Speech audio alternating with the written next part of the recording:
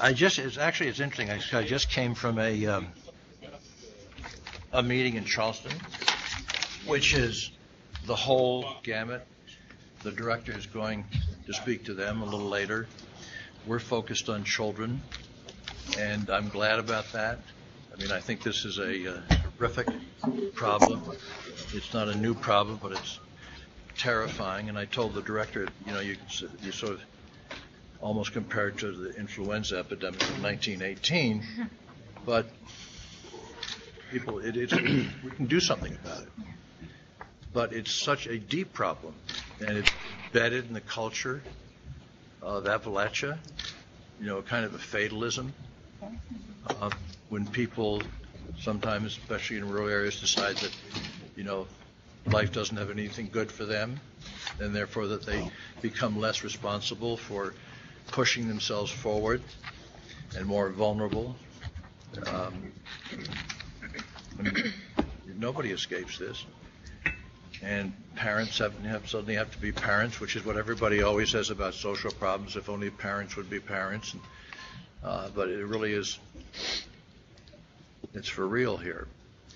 And I don't know, I think it's going to take a generation to cure this, a long time. And I've decided that doesn't bother me. It doesn't bother me. If that's what it takes, that's what it takes. And the director and I are up against a climate in Washington which is not interested in funding things, which it looks a bit askance at poor people, which I don't like, because I started out as I told the director, as a VISTA volunteer, and I have a bias towards they're as good as anybody else in God's eyes, and even if they're not in Congress's eyes. So I don't know. I mean, there's so much. Mindy, you've got this unbelievable story to tell. That was just passed on to me, so. I know. Bad. Yeah. But everybody here has stories to tell, and so my view is that, and Sarah Dash does healthcare for me, and she's kind of terrific. And we've got some observers here, and so my instinct is to listen to you. I mean, I've got questions, but why would I ask questions if I could just listen to you? And usually we go around and introduce everybody, but I can really see. Well, I can see my name. I can see all your names. Turn around for you. And I don't think we need to do that. I think we just need to start talking. But I think first it's very important that the director talk. And I so admire. You've got a big coterie. It includes a lot of senators and congressmen or their staffs traveling with you, mostly Eastern Kentucky and West Virginia.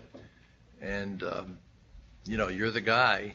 And I was just saying, the symbolism is we passed each other in some hall in Congress once, but we've never sat down and talked, which is emblematic of the problem. Well, I'm very happy to be here. I thought the meeting this morning was absolutely terrific.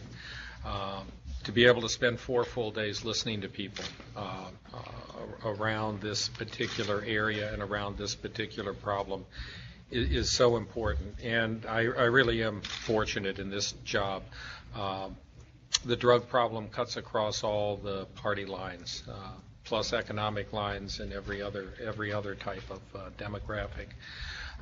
So we have a huge amount of support for people that want to make a difference, and we also want to be supportive and listen to what's going on in all of the different communities. And so we've been fortunate to have Senator McConnell's staff, Congresswoman Mary Bono Mack's staff, and she's from California, and also Congressman Hal Rogers. So they have been with us this whole time. Some staff from Senator Durbin's office, Senator Feinstein's office, and Senator Leahy's office were also with us. And unfortunately, yesterday they had to kind of break off. Can only spend so much time. But I think it really tells you that people in Congress, such as Senator Rockefeller, are very interested in trying to work as much as they can to be supportive of the kinds of things that you all are doing. I know that part of the focus this morning is also on colleges and universities. We've taken a huge interest in that. The president's goal of increasing the graduation rate. Well, we know that if young people in college are involved in drug issues, and particularly prescription drugs, we're not going to achieve those goals. And as I mentioned this morning, as I get older and want to see them do well and pay my Social Security tax, I really want them to do very well. So we really want to make sure that we're doing everything we can to help young people, particularly in the different colleges and universities, recognize and understand the dangers of prescription drugs. The clue is there's no smart pill. There's no pill you can take that makes you study longer and makes you brighter. And in fact, the research shows that kids taking Adderall actually have a lower GPA than kids who don't. So the answer isn't going to be in a pill bottle, and it isn't going to be through abuse.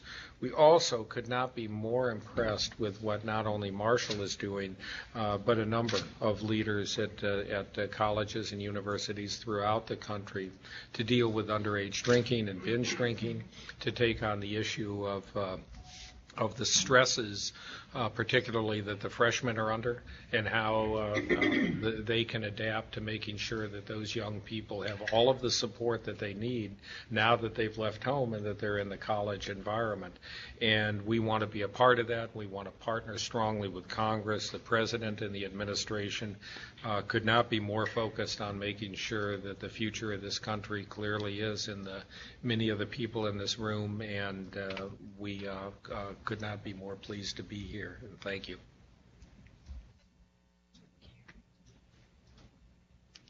So, time to hear from you. Anything's inbounds, onbounds, whatever it is. Well, finishing a thought, I was upstairs talking about some of the issues we have in the schools where students are, in effect, homeless. They're moving from aunt's house this week to grandmother's house next week, and essentially raising themselves and have access to so many different things. And so once we kind of get to them, having a place for them to get the kind of treatment they need to have in order to get either clean or get away from the drugs is very problematic for schools because we're not equipped with that. And we have providers that come into our schools like Prestera Center and Dr. Webb and some of the Oasis that come and work with our kids, but we need more of that because we're seeing so many more that have those kind of needs at even younger ages than we've ever seen before, middle school and sometimes even elementary, where pills are just accessible and they're addicted or in the drug culture, and there's no way to get out. So, that would be I think a help to look at funding that would go toward treatment and prevention programs. Yeah, I would agree. At the West Virginia Poison Center, what we see is it really has to be a global effort. You clamp down on one drug, and we just see increases in overdoses and childhood poisonings in another drug. So people are going to have a mental health need that's not being met, and if we clamp down on something, they're just going to use something else. So unless we put money into mental health care so that people can get the psychiatry and psychology services that they need, they're going to find something to abuse. And so I think it needs to start there. We've got many counties that don't have good mental health services, people that don't have insurance to pay for mental health services. And if we don't meet that need, they're always going to find something to use. I'm sorry, could I just ask the one people, when you speak up, please identify your name and your affiliation, and speak up so the people in our three satellite sites can hear you. Yes, Berkeley County, Raleigh County, and all the rest of you. We are you can't talk, and because we can't hear, you can talk to each other, we can't hear you. But you can hear us, and we're just really proud that you're there. Thank you. And thank you for...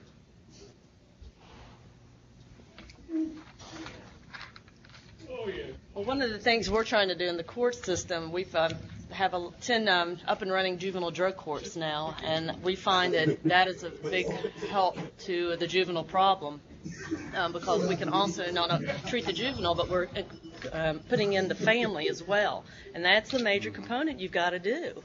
I'm sorry, I'm Karen Bills with the West Virginia Supreme Court of Appeals.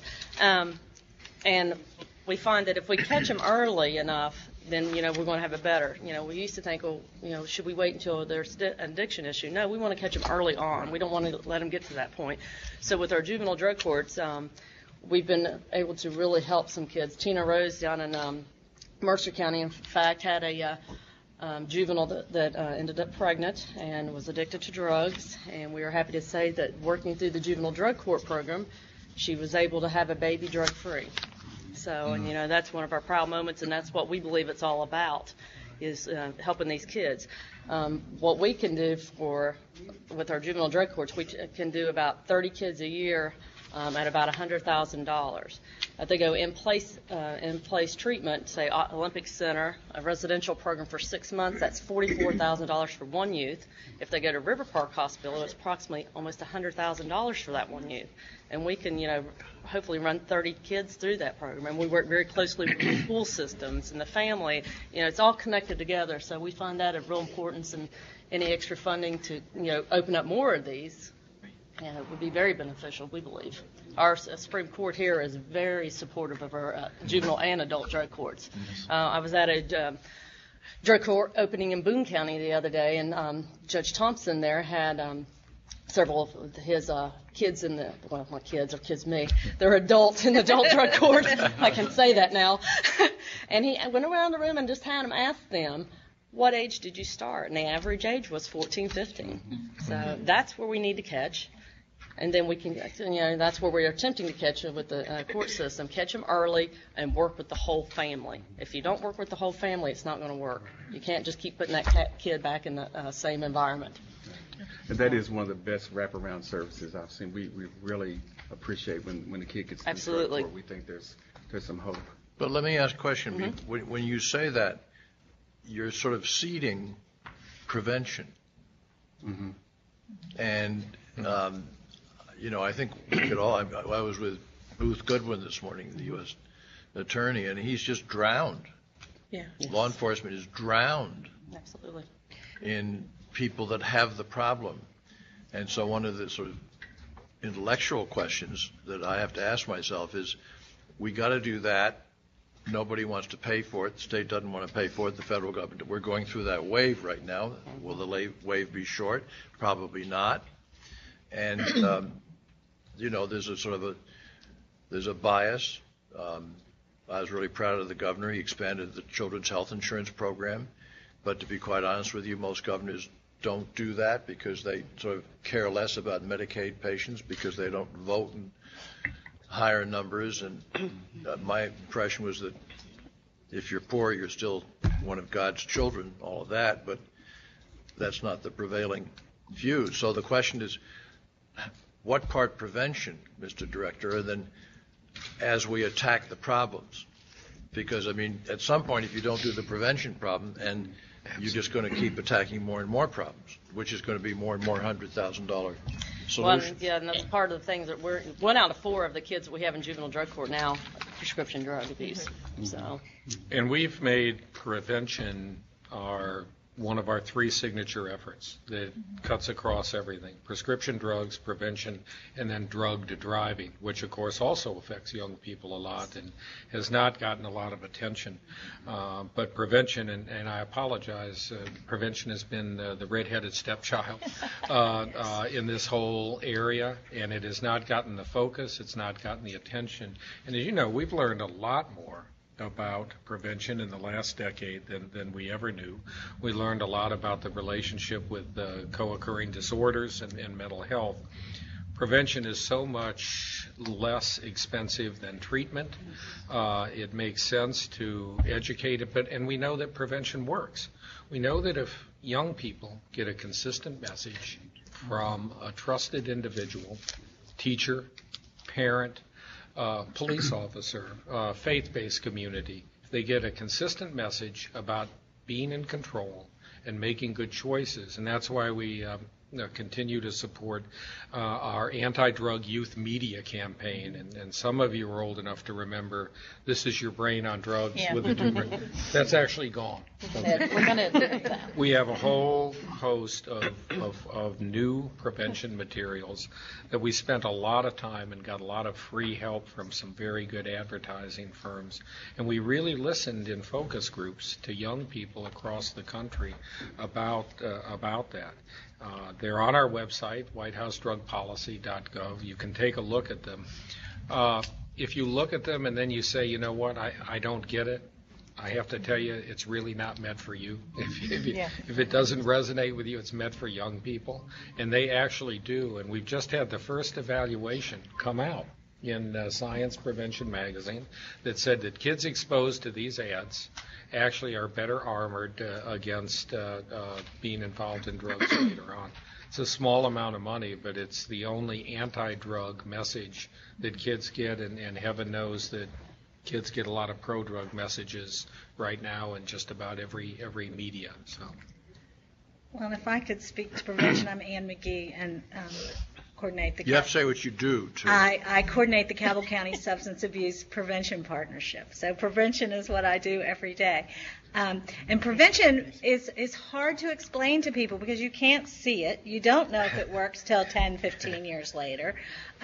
So much of it is basic community development work. It is talking to every sector in the community and challenging them. What can they do? What policy, practice, or procedure in your system can you use to be more preventative in substance abuse? Whether it's a workplace campaign for parents, whether it's opening up insurance coverage for mental health and substance abuse treatment, whether it's putting the right messages in the hands of our health teachers and science teachers. We did focus groups, 6 different focus groups surveys last Friday, 170-some kids from 6th through 11th grade in Cabell County. They said 4th grade was when it should start. Unfortunately, we don't do that. The kids told us that. 4th grade is when we need to start hearing this stuff. I personally think they need to start hearing it from day one. From day one, I expected my children to look before they cross the street. You know, that was a message I pounded home every day. Well, that's the same kind of message we need to do with our children as far as keeping themselves substance-free and looking for much healthier choices in their lives. And we don't do that as a community. Do you know, I just came off a director an experience yesterday, which just overwhelmed me with optimism. I went to a place called Piedmont School in Charleston, which is a marvelously sort of different kind of school, tremendously racially mixed, and everybody gets along. Big classroom, lots of teachers, everybody building, and they're working with NASA, and they're actually talking to an astronaut, and they're 3rd and 4th grade. Yeah. And then they go over their computer, they bang out things which I couldn't do on my Underwood typewriter. And I kept, as I was talking to them, I knew that today was going to be all about this subject, and they were so bright, and I was, and the people with me were moved. I mean, they were so smart, and it was electric, and they were so into their subject. I mean, a friend of mine whose daughter was there, and she really didn't have much time for me. She said, I got to get back to my space module.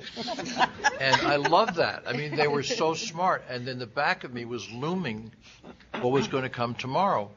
When's it going to hit them? How are they going to know it? What about their parents?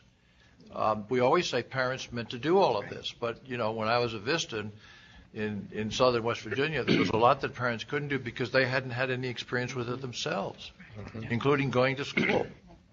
And so it's the sort of polarization of these two experiences was really upsetting to me. How much promise? How much danger? When does it start? Yeah. Absolutely. And when do people notice? Can I ask the question? I mean, who notices first? And when do they notice it first? If 3rd and 4th grade is what you believe, then you notice it, but somebody else got to notice it. I mean, I think that I'm Kimberly Walsh. I'm Deputy Commissioner for the Bureau for Behavioral Health and Health Facilities. And I think that it's very key what you're saying. As the Bureau in the last year has gone around the state holding focus groups and forums on substance abuse. We've contracted to have facilitated focus groups with people so that there was some objectivity brought to those processes. We've had other forums and are in the throes of one's happening in Beckley today while we're here on this very topic. And what we have learned around the state in line with what you're asking is that people are recognizing this as an issue that's impacting their children at a very young age. I think before, as you say, Ann, before fourth grade, they're worried, they're scared. When we were in the Princeton area holding one of the focus groups, I was in tears listening because we were in a remote location, just listening and observing. And just listening to the hopelessness and the fear when we had two different groups come in, and we had a younger group that had young children and school-age children come in, and they were talking about what they were going to do, how they were going to impact what was happening in their schools and their communities, and just looking at the people that they knew weren't there to offer suggestions or help, but asking them to help them, and pleading with them. And I just wanted to get up out of the room and go to the other room and, and figure out what to do. And so we're on a learning mission, going around the state to learn from people that are in all of our communities, because our communities differ from area to area, and we all know that, and what the needs are, so that we can develop a strategic plan that really guides how the Bureau conducts its business, how we fund things, what we go after funding for. Because as you mentioned earlier too, Senator, we don't know whether new money's going to come our way. We don't know if we're going to have to figure out how to work with what we have and make it stretch further. And I'm from West Virginia, and one of the things that I know is if people get together and sit around together, we will figure out how to address these issues, but we have to do it together. It has to be a collaborative effort that all of us are on board with and supporting one another to do. And, we're launching a lot of efforts, and I could talk about these things, but I know there are other people here that have so much more. If we get together collectively, we can solve this problem. That's can. a fairly important statement. So you can't pass the conversation off to somebody else. You've got to talk more. Well, my belief in coming from, I was a dairy farmer in West Virginia. That's how I grew up. And I go back to the roots of how I grew up, and some of you will relate to this. You don't get anything done on a farm by yourself necessarily, And I think that we all have an investment. Everyone believes that this is a huge issue, that kids are dying. When we went to Wheeling, what we heard was kids are dying. I had no idea, quite frankly, how many kids were dying. And they were telling us about the kids that were going to the graveyards and partying and hanging out and never coming out of there.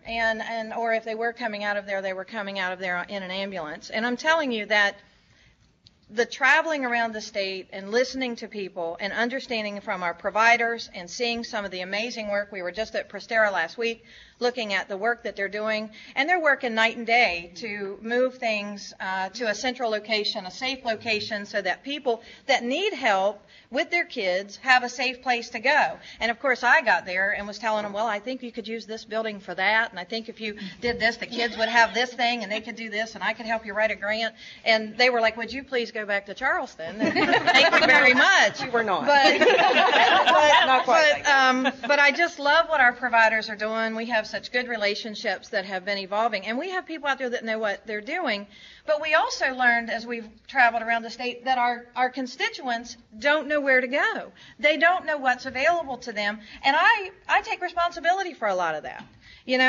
We have to do a better job. We have to have a website that people want to look at, and ours is, not so much right now. We're working on that. So we have to put things out so that people know what we're committed to, that we're available, that we'll come to their communities, that we'll come to your school, that we'll come to courts, that we'll support the drug courts. That's our job, not really to do the direct services per se, but to listen and learn and then act on that and make sure that people have our support, providers and constituents. And I just see that as being why I'm here. You know, why I come back to West Virginia. I left for a while and come back. Shame on me, right? But No, not We all come back. But that's all. yeah, but you know, I'm committed to this, and Tim and others. You know, I look around the room, and you know, as people were walking in today, I was just going, yes, you know, this is so amazing, and having you here, I just can't tell you, because it's just brought people together. You know, it has just really brought a whole another level of folks together. The U.S. Attorney and others that I think is just going to mean good things for us as we move forward. We appreciate you so much. But it also worries me that so many of us have not met before. Absolutely. Absolutely. You know, I've spent 40 years wandering around the state of West Virginia, and my bias is all towards people that have problems and I want to help. Yeah. And yet, there you are, Ann. Well, I actually came to your office a couple of years ago and mentioned many of these things, and we're so grateful for that opportunity as well. But there are lots of Anns in West Virginia, and that's a good thing. And if I might jump in here, my name is Ruby Lewis, and I'm a community volunteer with our coalition. And if I might just say, Kim, I'm the person that... You're a registered nurse. I'm a registered nurse, That and I'm counts. so glad to be sitting across from you. What it's like for me now, as opposed to when I was that constituent that you wanted to help 4 years ago, and when did we find out? I found out when my grandson came to me and said, Grandma, I'm addicted to heroin. Will you help me? I spent 2 years trying to find treatment. There was no treatment in West Virginia for a boy in the 10th grade. Right. A long story. You know, community members play a role, family members play a role. There's always somebody there willing to hand somebody something. And he had come to me after a community member, mother of a friend, had put a needle in his arm with heroin in it. And it went from there. There had been more tabs before that. It went from there to OxyContin. You never saw a better world-class athlete and one that was dearly loved as this one. Today he is in jail for admitting to stealing to buy OxyContin. And it is my hope that everyone understand that this is not a throwaway. Many of his friends have died. Many of his friends are in jail. But I called your office, and we found a detox, and we found a bed. But unfortunately, the detox bed ended before The other bed was available, and the crimes that were done were just prior to and right after. Oh. And he is now drug-free, but he's in jail, and I want him home. And I want his sisters to graduate from college as my daughter did, and I want to be a better grandparent. And I am reaching out to my community. I am preaching awareness to anyone who will listen. I am talking to parents. I am in their faces. I am saying if I can become aware, so can you. Absolutely. You have our coalition. You have us. You have our faith-based group. Yesterday, my faith-based group provided a voucher to a young mother with a 7-month-old baby to be admitted to our Crest Terrace residence home. I'm proud of all of you. I thank you for all you're doing. And we have to save this generation so they can save the next. Thank you all for being here, particularly our director and our senator. We appreciate you. Well, you're a whole lot better Better. I because feel you're better. talking about the truth and the reality. And you know, it isn't easy for me. I admit my mistakes. I admit that our families are hurting. But we have you. We have resources. Ann has been marvelous. Tim White, what the work that man does. Mindy, the Prestera Center. I'm just grateful to be among you. Well, you know, I understand the pain, too. My nephew's in treatment right now. He's a senior in high school, and he's in treatment in Florida. And so it touches all of us. My kids one of them's in 4th grade, and one in kindergarten. So We need safe community. we have to For have the kids to come back to once Yeah. they finish treatment. Yeah. We need Yes. awareness. We need prevention. We need treatment. We need everybody working together. Dr. Smith, we know when the kids hit by the time they're in middle school, we know which ones aren't going to graduate. And when we talk colleges, we got to get them through high school here in West Virginia. It's amazing with how many people at this table and how much we do, how much ignorance about the problem still exists. Yeah. I mean, just last week we wanted at the Poison Center. I'm Dr. Sherman, the director of the Poison Center. We wanted to put out a press release about the adverse effects of prescription drug abuse on children, and we had media in the northern part of the state say, well, we don't want to run that story because that's only a problem in southern West Virginia. It's not a problem in our county. So, we were able to use our data and run the reports and show them, no, this is happening in your county too. Perhaps the gentleman from the Cabell County schools can talk. We have some very prestigious high schools in our area that have really high college percentage of their students that go into college, but prescription drug abuse is rampant in those high schools. And you were talking about the prevention issue, and it's denial. I can understand. I mean, parents, when they finally hits them, no, that's not happening. They're in total denial, and I can understand it. No, we don't want that to happen, therefore it's not. And so young kids who have that access and actually doing those kind of things before the family is ready to even admit and say we need help, it's just that. And it's and I understand how parents, I'll feel the same way. You wouldn't want to know that your grandchild or your son is doing that. It's just not possible. But, that is a long wait period before it gets to the point that there is something happening. I have many parents that come to our expulsion and say, well, this is the first time it's happened. I said, no, ma'am, you don't carry drugs on you when it's the first time. That's right. It's been happening. Somebody's not seeing it. And God, I'm sorry. You've been waiting for a long time. I'm Laura Lou Harbert. I'm with Mission West Virginia. And I work with the Relatives as Parents program, which is grandparents, aunts and uncles, raising children because the parents are not. That's right. The number one reason is substance abuse. And these children are the innocent victims. And first of all, their grandmother can't be a grandmother. Right. She has to be a parent. So they're losing that grandparent. Plus, they've lost their parent, probably. I talked to a woman yesterday, and she said I could share her story.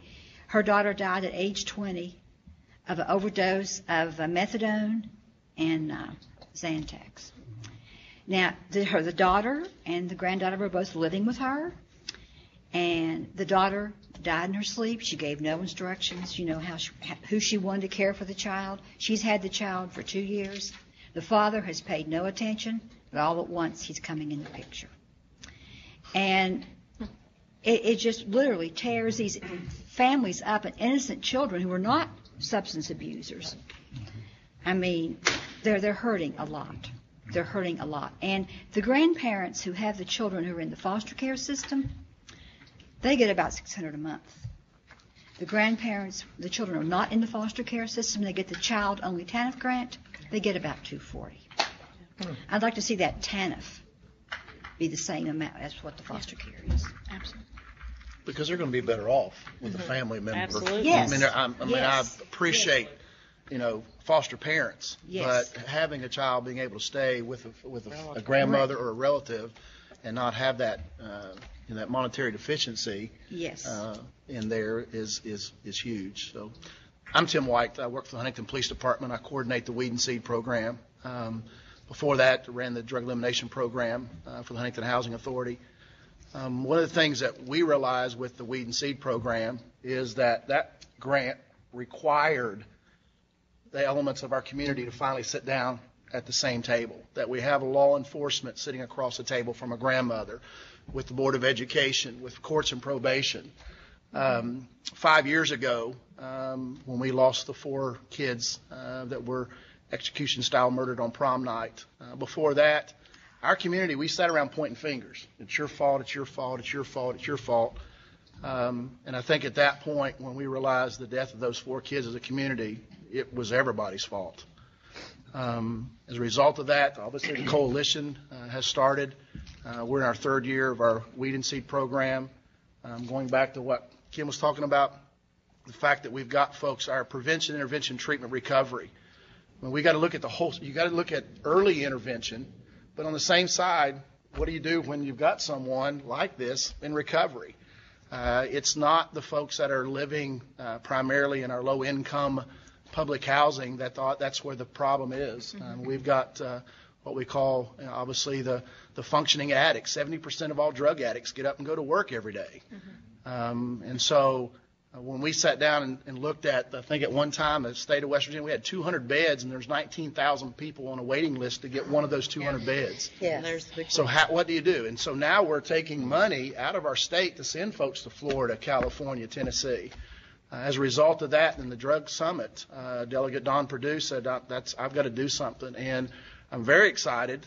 We mentioned to you this morning that about 2 months ago, in January, we opened the doors to the Healing Place of Huntington, modeled after the Healing Place in Kentucky. We want to have 100 beds. Right now, with funding, we are only able to do 25. Our goal within the next 3 years is to have as many beds in Cabell County as we have in the whole state of West Virginia. We want to have 100 beds for women and 100 beds for men, because we believe if we can help them through recovery, then they can come back and be a better father and a mother. We can be, now they're working, employed, they're homeowners in doing that. So what we're seeing, not only with the coalition, and I think Ann mentioned earlier this morning, we got about 65 members that are part of our coalition, but working in the weed and seed, everybody's taken the badges and the titles off and said, okay, here's the resources I bring to the table. Here's what I can do. Here's what I can offer, both in finances, both in personnel, both in programming.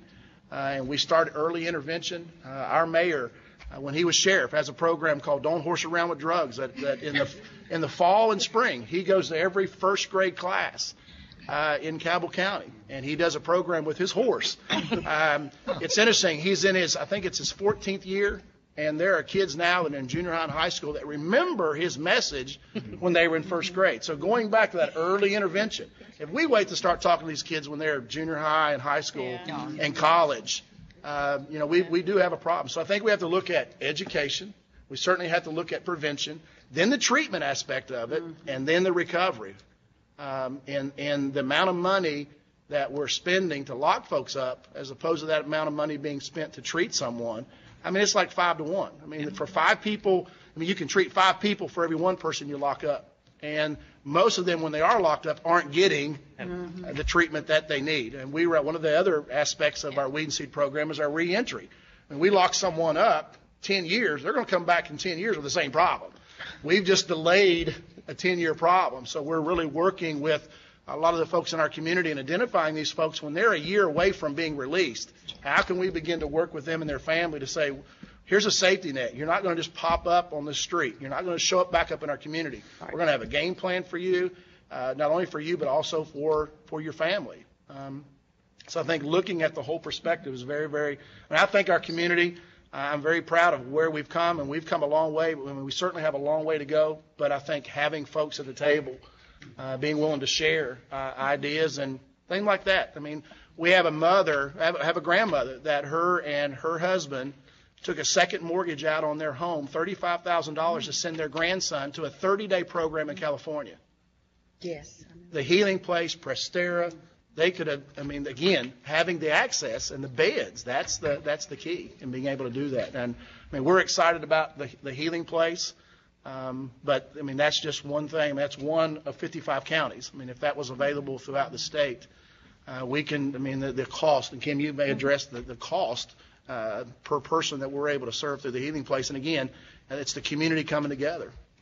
And catching them even before they have to go into treatment. That's what our goal is. Absolutely. Unfortunately, the court system gets the negative, but our goal is to help early on. Early intervention. And if we can catch it, so we don't have to send them to treatment. Well, I use the analogy that there's a young person standing on a bridge. Right. And we say, if you get pregnant, we can help you. Yeah. If you have a drug abuse problem, we can help you. In other words, if you jump off the bridge, we got all these people and all this money that can help you. But we need to be on the bridge going, don't jump. Don't jump. Absolutely. Don't jump. Don't quit school. Don't get involved with tobacco, drugs, alcohol. Don't do those things. But what they're saying is there's not anybody on the bridge, per se. Right. It's all of us down at the bottom going, now, look at all the resources we have if you make these decisions. And I want to be sure that we're also on that bridge saying, don't jump. Do it. Right. Yep. But Huntington's to be congratulated. I mean, you guys were one of the first to jump on and say K2 and bath salts are legal. Oh, absolutely. At the state, we're Absolutely. still waiting for that to happen. Then it'll be 90 days before it gets enacted. But, being proactive is what's is what's important. Tim, you talked about, I'm Mindy Wass from Prestera Center. Tim talked about we need more people on the bridge, but unfortunately the way that our funding streams are set up, we have to wait. Exactly. Unfortunately, and I work with children on a daily basis, and if they're coming in for a mental health problem, they're at risk for a substance abuse problem. We have a generation of children that anything and everything that they want is immediately at their fingertips and in front of them on a computer, on their phones, their iPods, whatever. If they're hurting, they're going to go to something immediate, and these prescription drugs are out there, and it's immediate, and they will feel better. That's how they live, unfortunately. And until we can be on the bridge with them, thank you for that analogy, and pay staff to be up there with them, it's not going to get any better. And unfortunately, our funding streams wait until they're off of it. Yeah. And that's how it's set up. That's really where that early intervention comes in, being able to hit them at the middle. Right. Yeah. Can I ask a question about Facebook? I'm writing a note.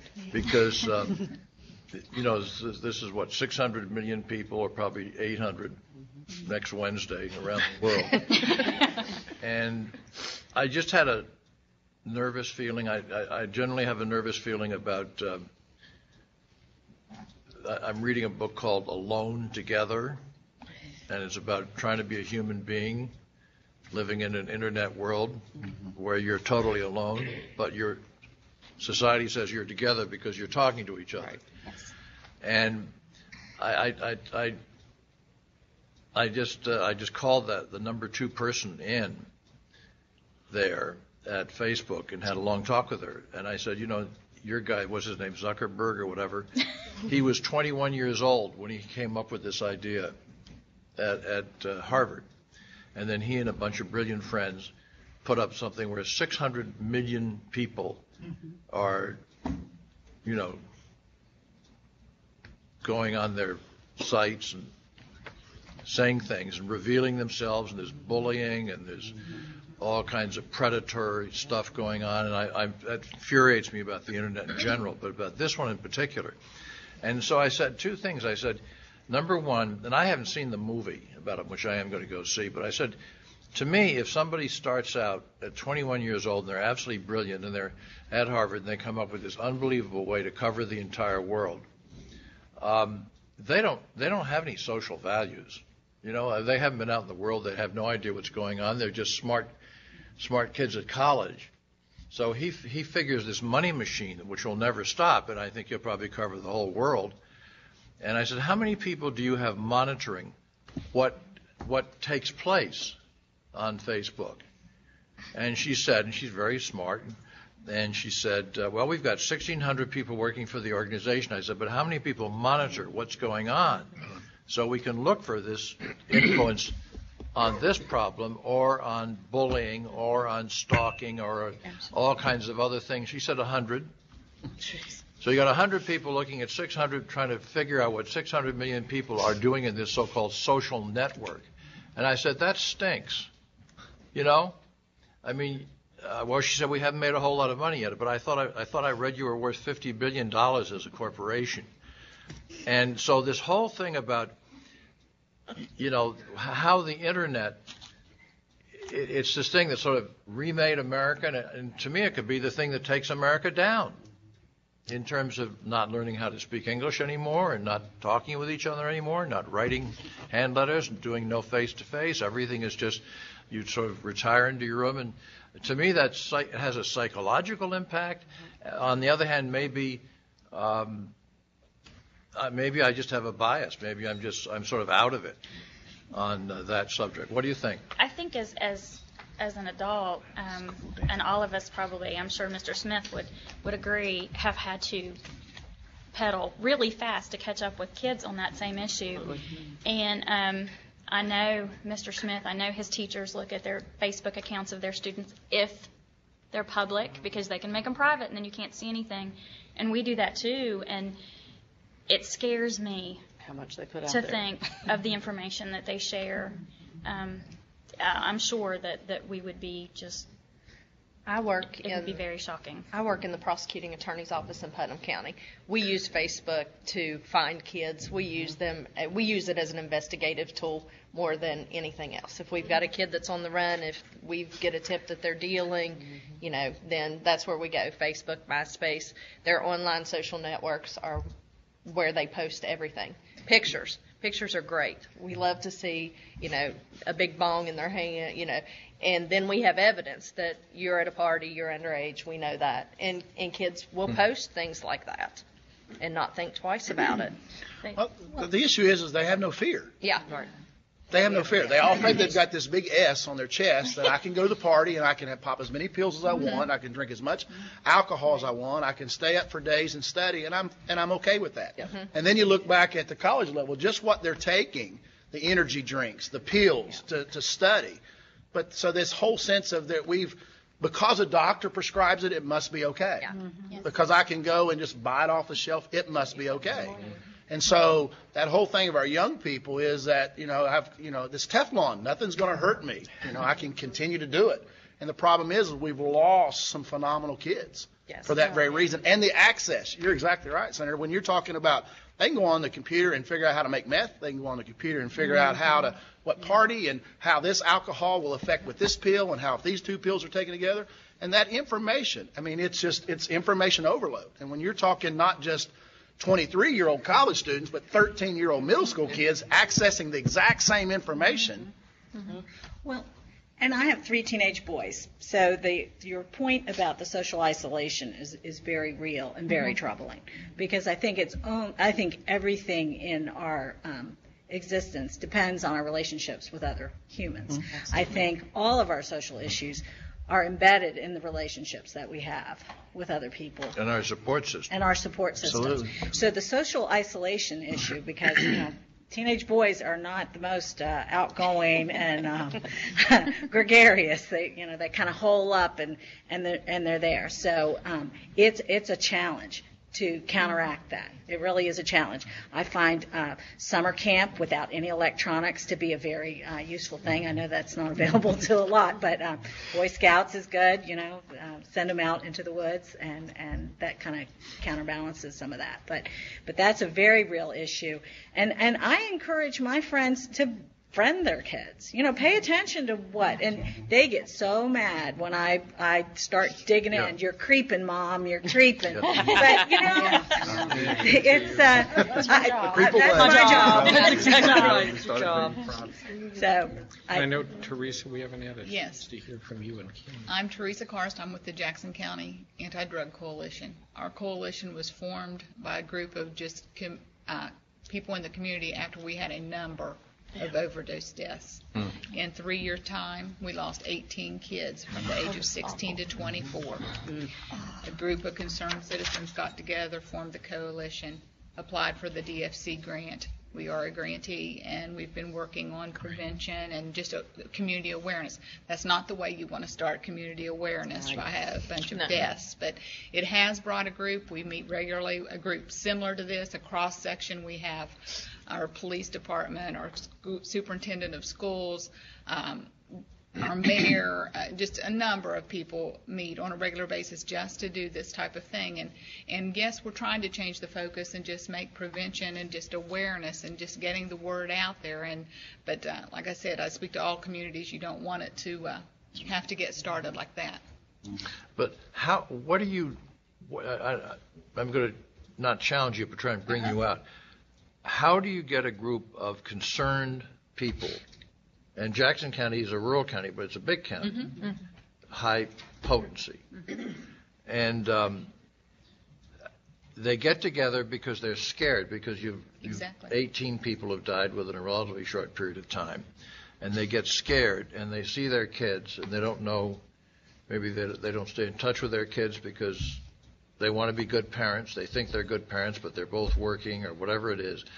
How do you turn the getting together, we've got a problem, we've got to solve this, into, as a county and a group which is doing something about it? Because that's the thing we can do that. We can get together as counties and worry about it. But is it bigger than that, or is it you feel there's something you can? It is bigger than that, but it's a starting point. You have to have a jumping off spot somewhere, and that's what we've done. Prestera. There's a number of groups that join us and help and talk, and we have actually started, we have a youth group that gets together once a month before the adult group does, and that youth group's doing some sticker shock campaigns. There's been a lot of media blitzes that we've done. We've had several of the drug take-back programs that have been very successful. We were very surprised at the drug take-back programs, how much prescription drugs there are laying around there that people do want to get rid of and don't know how to dispose of, and so that's been very successful. But it takes everybody, working together, and it's not a quick fix by any stretch of the imagination, but I do think we have made some ingrounds in, as a coalition, just with the awareness and making people not stick their head in the sand and think it's not going to happen to my child. These were a cross-section of children. These were so-called good families that lost good children, and these weren't the ones that didn't have parental guidance. These were not that type of kids. These were kids that had access to money sometimes, and so I think the coalition are making ingrounds. We're in our second year, getting ready to start our third year of the grant, and but it was made out of necessity. It was created out of necessity. But then my concern with that is your grant. And then grants are drying up. Yes. And that's our concern too. These grants are just die by the grant. Exactly. So you make all this progress, and then they're like, okay, there's no more funding. Then we're back to square one. So, I was thinking about the communities that have been involved. This had come to a tipping point. Like the deaths, and we had the 4 that died on prom night. That it made the community realize we've got a problem here. Because we do stick our heads in the sand. We don't want to recognize it's there. But unfortunately, I think it happens of maybe sharing that story to other communities who haven't got to that tipping point or haven't had that tragedy. Don't wait till it gets there. Don't wait till make the difference. Yes. I think that families in West Virginia need to hear, unfortunately, those sad stories. They need to know that this is here. It's going to be in your house sometime soon. I have a 6-year-old daughter, and it scares me now to think that when she goes across the street to the middle school, that somebody may hand her something, and she may take it. And I can't imagine for the parents now that are dealing with the high schools and the things that go on there. And unless we educate parents early about these dangers and that it's there and it's so easy to access, we're not doing any good. And that it's everyone. That it impacts matter. everyone. Yeah. There's no discrimination here. None at all. And I think that when we did the focus groups, and particularly in one area, the focus groups were stakeholders that didn't know at length what they were going to be participating in. They knew what the subject matter was, but they didn't know what the dialogue would be. And we had a couple of ladies that were in our first group that were grandmothers, and they were so taken aback by the information. They were unaware. They were so taken aback during the conversations that lasted about an hour and a half. When they left, you could see when they come in, they looked one way, and when they left, they looked another way. And even though I hated the fact that I watched them leave looking the other way, I was glad that they had gotten that information, because it was information that they had not allowed themselves or had not been privy to prior to. And so that immediately lets us know that as much as we know sometimes because something's happened so close to us that we've had to know. But there's such a huge number of people that just have no idea the magnitude of this problem, and what to do about it, and who to call, and what to do. And so. And we got that. I mean, this is facing us big time in Iraq and Afghanistan. With all of our soldiers on the back. And they're all by themselves, and I don't think the military has a whole lot of counseling, does it? No. Well, I think that's been a significant of concern to General Shinseki at the VA. Senator Inouye has talked about this, and our active duty military and our returning veterans, the self-medication with prescription drugs. So it's not just the college students, and it's not Which just they can start out justifying.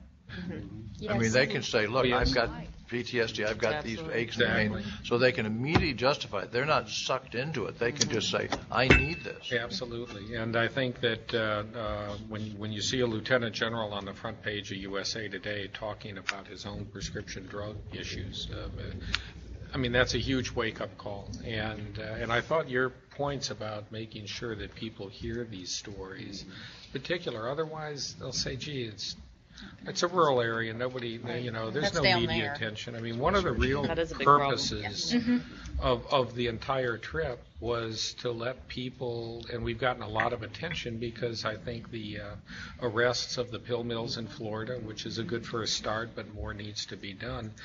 But if it's somebody famous or somebody that has a very high profile, you'll see an article that so-and-so died, this actor, that actor, in somebody's house, etc.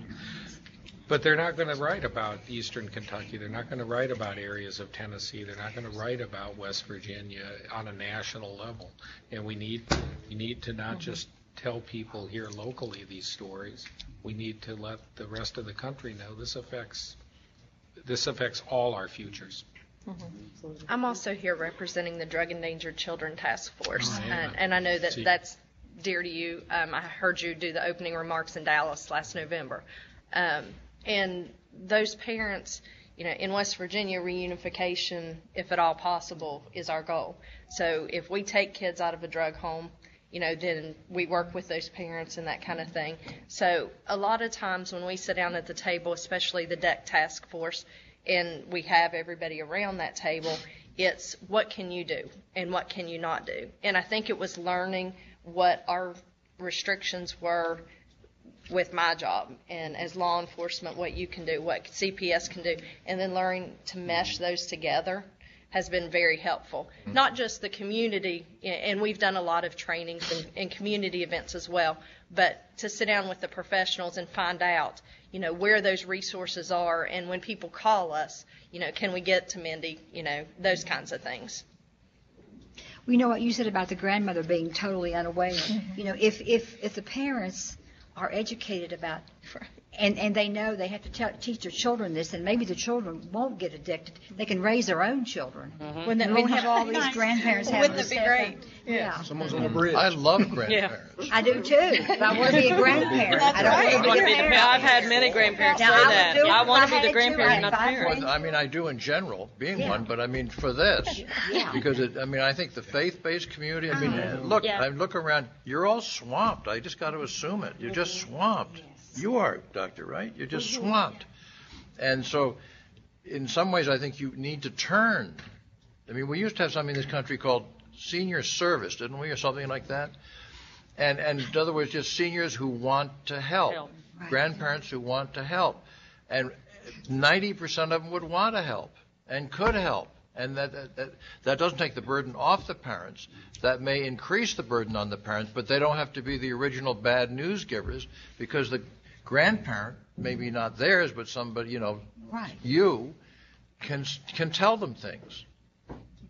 And that's why the faith-based community, I think, is so important, because they can do that too. Kim, tell us about the healing. Yes. Thank you. My name is Kim Miller. I'm and sorry. That's fine. He's better than I am. I'm usually not shy. There's people that know me know I'm not shy. There we go. But I'm the manager of Women's Addictions Treatment Services at Prestera Center. So I run programs for people that are in need of treatment. I have the very high privilege of helping put families back together that have suffered from this disease. And it's a disease. Let's be clear about that. It's a brain problem. It creates social problems, but it doesn't come from a social problem. It's not a personality issue. It is a brain problem. And people get better. That's the message that I think we need to keep emphasizing, is that we know how to help people. We're better at helping people now than we've ever been before. And there's the science that backs up our interventions now and our techniques. We have now more options for treating people. Our primary problem, and where we need to direct solutions, in my opinion, where I sit we have a need that's greater than what we can accommodate. At the Renaissance programs, which is long-term residential treatment for women and children, putting those families back together, we're very successful at doing that. We have an 80% success rate at 1 year after they leave. It's unheard of. But we're really good at what we do because we figured it out. And there's lots of programs all over the place that are doing better at figuring it out. Our problem is that we get 3,000 referrals to our program in a 1 year period of time. We have 25 beds. People stay a year. The beds don't turn over because our retention rate is 75%. We want that. We make an investment in these people, but it becomes a real dilemma about how can we help more people when our resources have been flatlined for the last 16 years. Since Renaissance inception, it came from a grant. We were able to sustain it. It came from an old RWC PPW out of SAMHSA CSAT. And we were able to sustain it thanks to the state, Kim's office, and a lot of help there. But our funding is completely flatlined. We have to do more. We have to help these families. When we don't, we pay for it anyway. We pay for it in incarceration and in ER visits and in deaths. And I don't know how you put a price on the human suffering. But I see it every day, and I'm passionate about it. And I feel like we have to do more. We have to find ways to do that. And so far, we're failing. And fortunately, Kim's programs and those like Kim's programs keep families together through treatment, because that's another thing that happens is if dad has the issue, dad goes away to treatment and the family suffers because dad's in treatment. If you have a single dad in this state that is caring for his children, he cannot go to treatment with his kids. Yep, that's true. There's no place in West Virginia that a dad can take his kids to treatment. And that's not fair to that single dad that's caring for his kids. And we're limited on how many And Kim's limited to how many women she can take. And if we're talking an adolescent with a substance abuse problem, what we've got 1, 2, 3, maybe 4 residential sites that treat substance abuse in the state, in the whole state. We're very big proponents of the family-based treatment. And one of the things that we looked around the country is that we found basically less than 100 places around the country in which the family can stay together. So if you're a mom and you're addicted and you say, you know, we can really help you out, but by the way, you don't mind leaving your children, do you? Right. Well, you know, and then you lose them. She's not going to make that. She's going to say, well, you know what, I guess I'm not going to get treatment.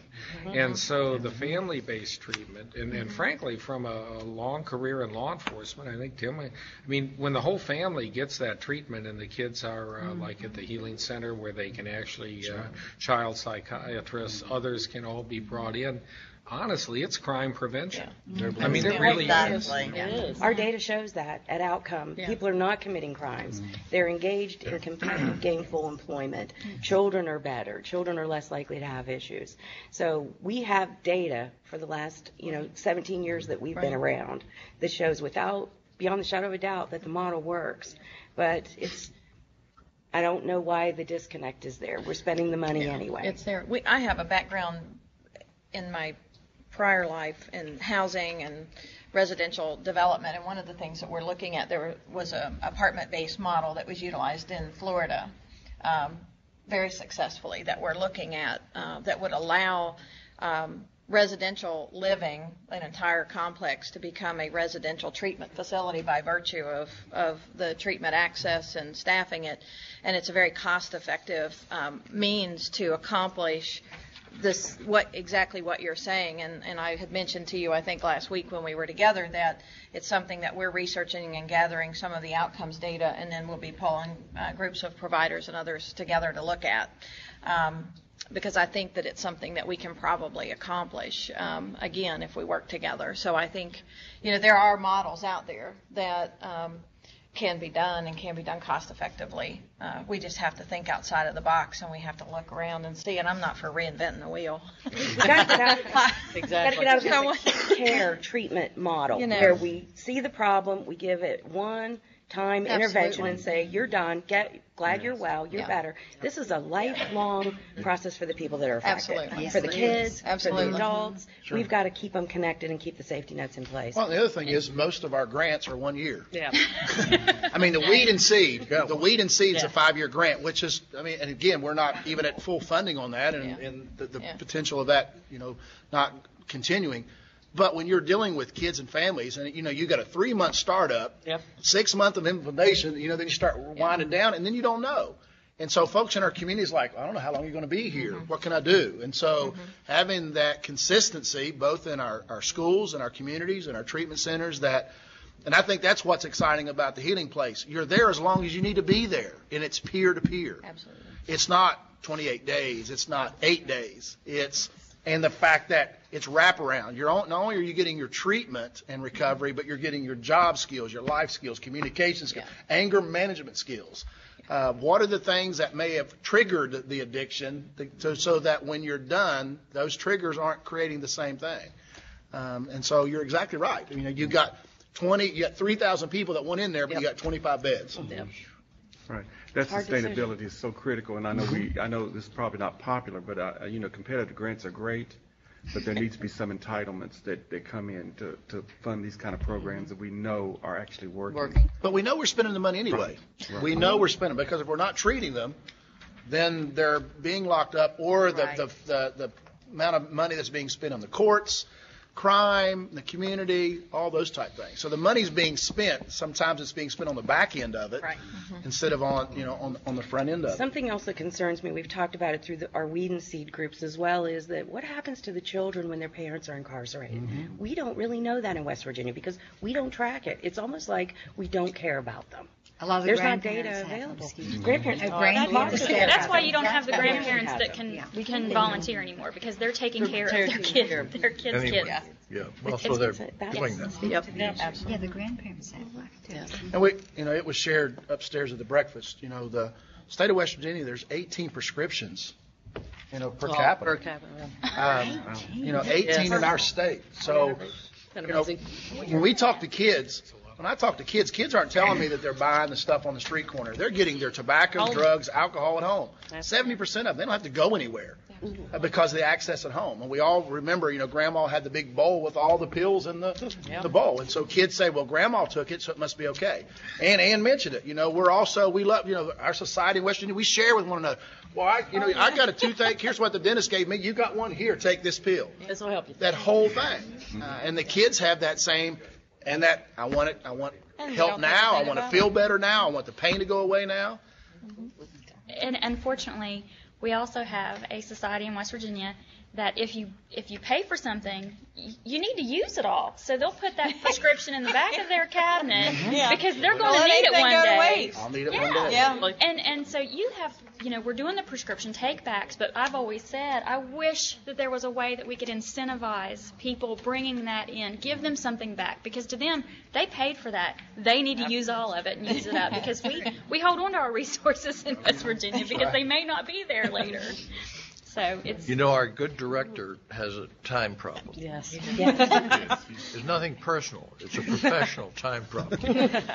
And now I don't know what time I'm meant to be somewhere. We'll need to wrap up this discussion so that the director can move on to his next engagement. But if you wanted to spend a few minutes afterward chatting with folks, you have Okay. Thank you. Do you have any? I just want to thank you. I want to thank your staff, the other congressional staff that's with us. I think most importantly, I want to thank all of you for this morning, and it's a great gift to us to be able to hear about this and see it, and also to see the progress. And when I met a few minutes before we started with the senator, I told him I'm very optimistic.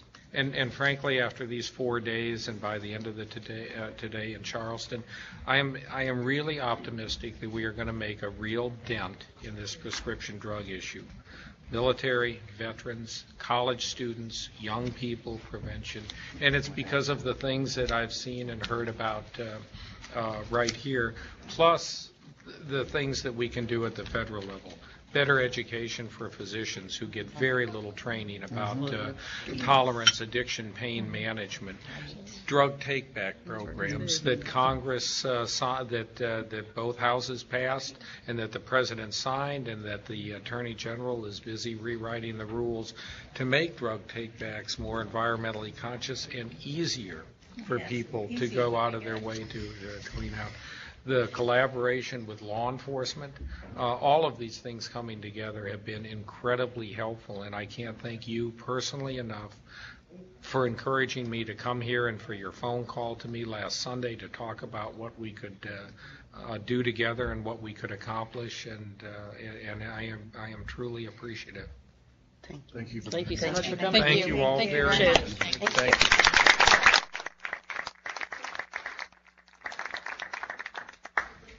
And I just want to say, we got to keep in mind that West Virginia is out ahead of every single other state in this problem. Mm-hmm. Right. Yeah. He's been to Kentucky. I thought he was in Tennessee, but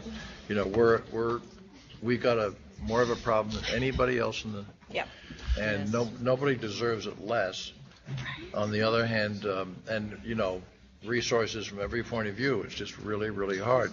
What we do have is tremendously caring people. And it interests me that a meeting like today, where I'm mortified because there's so many of you that I don't know, so I feel like I haven't been doing my job. But the point isn't that. The point is that we have come together. We do know who we are now. And that's a starting point. You can't drown in gloom and doom.